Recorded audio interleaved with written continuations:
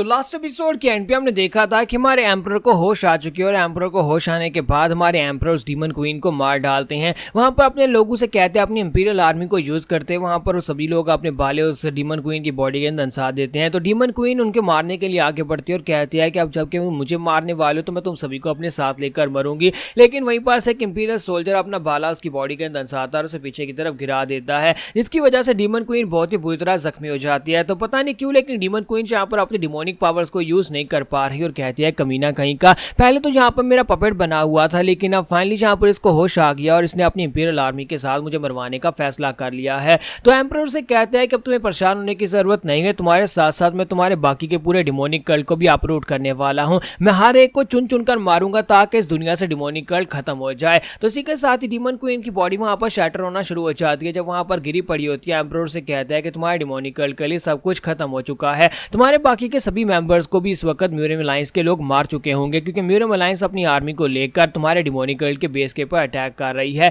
तब किसी के साथ डीमन क्वीन जो होती है आगे सजना शुरू कर देती है और कहती है कि लगता है कि तुम लोगों को एक बहुत बड़ी गलतफहमी हो गई है। क्या तुम लोगों को वाकई में लगता है कि तुम डिमोनिक कल्ट को खत्म कर सकते हो? जब तक डिमोनिक कल्ट का लीडर जिंदा है तब तक तुम डिमोनिक कल्ट को खत्म नहीं कर सकते। और डिमोनिक कल्ट को इतना आसान शिकार नहीं है कि तुम्हारे जैसे लोग यानी एम्परर या फिर तुम्हारी म्यूरियम अलायंस के लोग इतनी आसानी से उसे खत्म कर सकें। तो ये बात सुनने के बाद सोल्जर्स कहते हैं ये क्या बकवास किए जा रही है। तो डीमन क्वीन उनसे कहती है कि रिजल्ट तो सेम ही रहने वाले हैं, मैं जिंदा रहूं या मैं मर जाऊं इस बात से फर्क नहीं पड़ता। तुम लोग चाहे कितना ही स्ट्रगल क्यों ना कर लो, लेकिन जब हमारा हीवनली डीमन राइज करेगा उस वक्त तुम में से कोई भी यहाँ पर जिंदा नहीं बच पाएगा। हमारे किंग हीवनली डीमन एक दिन यहाँ पर तुम सभी लोगों को चुन चुन कर मारेंगे। तुम सभी लोगों को उसके सामने घुटने टेक नहीं पड़ेंगे, क्योंकि हीवनली डीमन वो हीवनली डीमन गार्ड बन जाएंगे और उसके बाद तुम सभी लोग उसकी पूजा करोगे। बहुत ही जल्दी हमारे मैजेस्टी को इस बारे में पता चल जाएगा और उसके बाद जब हमारे मैजेस्टी अपनी पावर्स को रिलीज करेंगे तुम सभी लोगों के लिए ये दुनिया को नर्क बना देंगे। और इसी के साथ ही डीमन क्वीन की बॉडी वहीं पर से शैटर हो जाती है और गायब हो जाती है।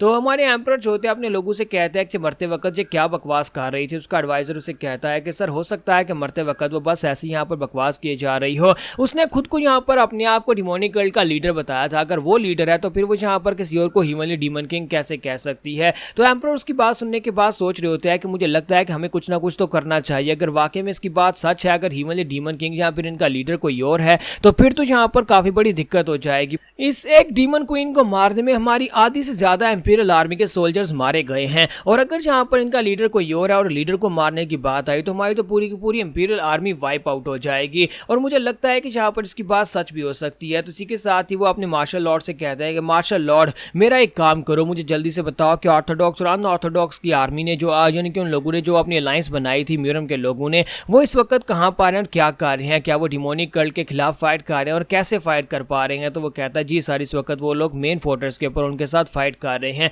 तो एम्परर उनसे कहते हैं तो मैं चाहता हूं कि अपनी इंपीरियल सोल्जर्स की एक टुकड़ी को तैयार करो, उनके ऊपर नजर रखो। अगर तुम्हें लगे कि यहाँ पर म्यूरियम अलायंस के लोग डिमोनिक कल्ट से हार रहे हैं तो तुम उसी वक्त अपनी आर्मी को लेकर वहां पर पहुंच जाना और जाकर डिमोनिक कल्ट के ऊपर अटैक कर देना, ताकि हम लोग म्यूरियम अलायंस के लोगों का साथ दे सके। हम लोग उनका साथ देंगे तभी हम लोग इस फाइट को जीत पाएंगे। तो ग्रैंड मार्शल कहता है जी सर मुझे समझ आ गई। जबकि दूसरी तरफ का सीन दिखाते हैं जहां पर वो बच्चा अचानक कहीं से निकलता है और अपनी पावर्स को रिलीज करता है। जब वो अपनी पावर्स को रिलीज करता है तो सभी लोग बहुत ज्यादा घबरा जाते हैं, क्योंकि उनके ऊपर उसका प्रेशर पड़ रहा होता है। उसकी जो पावर्स होती है वो इतनी पावरफुल होती है, इतनी ज्यादा पावरफुल उसका ऑरा होता है कि सभी लोग वहां पर हिल भी नहीं पा रहे होते। और वो लोग कहते हैं कि आज ये लड़का है कौन और कहां से आया है, जबकि खुद जनरल को भी इस बारे में नहीं पता होता। और वो कहता है कि ये लड़का तो हमारे कल्ट लीडर का सर्वेंट था और उनका सर्वेंट इतना पावरफुल कैसे हो सकता है जहां पर कोई भी अपनी बॉडी को मूव नहीं कर पा रहा। तो इसी के साथ ही वो लड़का उनसे कहता है कि जो भी यहाँ पर से नहीं जाएगा वो मर जाएगा। तुम्हारे स्वर्ड सुप्रीम जो होते हैं वो कहता है कि मेरी बॉडी भी जहाँ पर मूव नहीं कर पा रही, बस मेरी बॉडी जहाँ पर कांप रही है और मेरी तलवार भी जहाँ पर कांप रही है।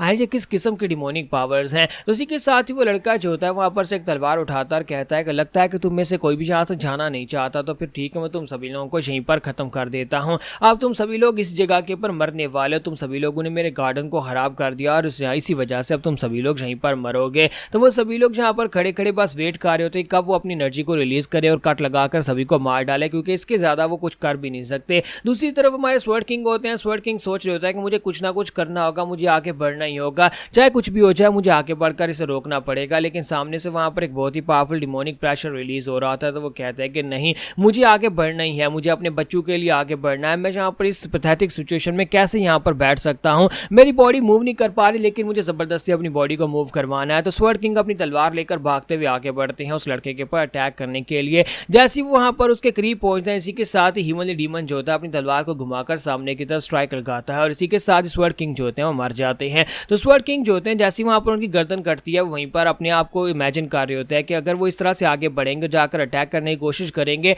तो आउटकम तो यही निकलने वाली है कि वो एंड के पर मारे जाएंगे। इसी वजह से वो अपनी जगह से मूव ही नहीं करते। तो उसी के साथ उन्हें पीछे से आवाज आती है, मां जॉन जोखा निकल कर आता है और कहता है क्या मेरी बारी आ गई, क्या मुझे यहाँ पर कुछ करना चाहिए। तो वो सभी लोग जो होते हैं वहां पर उसकी तरफ देखना शुरू कर देते हैं कि ये कौन बोल रहा है। तो जॉन कहता है कि मैं वहां पर खड़े खड़े बहुत ज्यादा बोर हो गया था, मैं कब से यहाँ पर देख रहा था कि तुम सभी लोग फाइट कर रहे हो, लेकिन तुम्हारी फाइट किसी एंड तक नहीं पहुंच पा रही, लेकिन मुझे भी फाइट का हिस्सा बनने नहीं दिया जा रहा था, लेकिन क्या मैं इससे फाइट कर सकता हूँ। वो रियोशी से कहता है कि रियोशी तुमने मुझे रोका था ना कि फाइनल ओपोनेंट से मैं फाइट करूंगा, क्या ये वो फाइनल ओपोनेंट है, क्या मैं इससे फाइट कर सकता हूँ, क्योंकि मुझे लगता है कि तुम में से कोई भी यहाँ पर इसके सामने खड़ा नहीं हो पा रहा। तो रियोशी कहती है कि हाँ क्यों नहीं, अब तुम फाइट कर सकते हो, जाओ जाकर उसे दिखाओ ग्रीन फॉरेस्ट की पावर क्या होती है, जाओ जाकर उसे दिखाओ कि तुम्हारे किंग के साथ उन लोगों ने जो भी किया है उसके बाद तुम उनको सजा देना चाहते हो। तो जियोन जोखा जो होता है अपनी तलवार लेकर आगे बढ़ता है। तो मिस नैमगोंग उसे कहते हैं कि जियोन क्या तुम यहाँ पर इस ओपोनेंट से फाइट कर पाओगे, ये बहुत ही खतरनाक ओपोनेंट लग रहा है।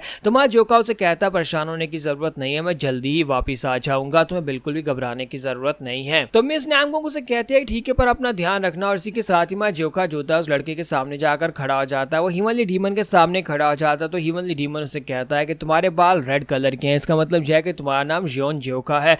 जियोन उसे कहता है कि हाँ मेरा ही नाम जियोन जोखा है। फिर साथ ही जियोन उसे कहता है कि आज से पहले मैंने सिर्फ और सिर्फ एक ही बंदे से फाइट की थी जो मुझसे छोटा था, यानी रियोशी से फाइट की थी, लेकिन इसके अलावा मैंने आज तक किसी छोटे से फाइट नहीं की, तो क्या तुम्हें लगता है कि तुम मेरे सामने टिक पाओगे। तो हीवनली डीमन उसे कहता है कि तुम्हें देखकर लगता है कि तुम काफी ज्यादा स्ट्रांग हो, लेकिन आखिर तुम यहाँ पर मेरे रास्ते में क्यों खड़ा होना चाहते हो, जबकि मैं तुम्हें बड़ी आसानी से मार सकता हूँ। अगर तुम मेरे रास्ते में खड़े हो गए तो फिर तुम यहाँ पर मरोगे। तुम्हें यहाँ पर डर महसूस क्यों नहीं हो रहा, लगता है कि आज तक तुमने जिससे भी फाइट की तुम उससे हारे नहीं हो। जियोन जोखा से कहता है कि हाँ ऐसी ही बात है, आज तक मैं यहाँ पर जिससे भी फाइट किया कभी किसी से हारा नहीं हूँ। तो इसी के साथ ही जोखा से कहता है तो क्या हम लोग अपनी फाइट को स्टार्ट करें, और दोनों वहां पर अपनी अपनी तलवार को घुमाकर एक दूसरे के ऊपर स्ट्राइक लगाते हैं। इसी के साथ ही फाइट स्टार्ट हो जाती है। दोनों की फाइट बहुत ज्यादा स्ट्रॉन्गर और पावरफुल एनर्जी को रिलीज करती है। दोनों जब स्ट्राइक्स लगाते हैं तो वहां पर दोनों की एनर्जी रिलीज होती है। हमारे जोखा को भी समझ आ जाती है कि ये कोई इजी ओपोनेंट नहीं है। हीवनली डीमन से फाइट करना हमारे जोखा के लिए भी काफी ज्यादा मुश्किल हो रही होती है। तो इसी के साथ हमारा जो हीवनली डीमन होता है वो बार बार उसके ऊपर स्ट्राइक लगा रहा था। जोखा पीछे की तरफ हट रहा था। जब जोखा उसके ऊपर स्ट्राइक लगाता है तो वो अपने हाथों के साथ अटैक्स को ब्लॉक कर लेता है,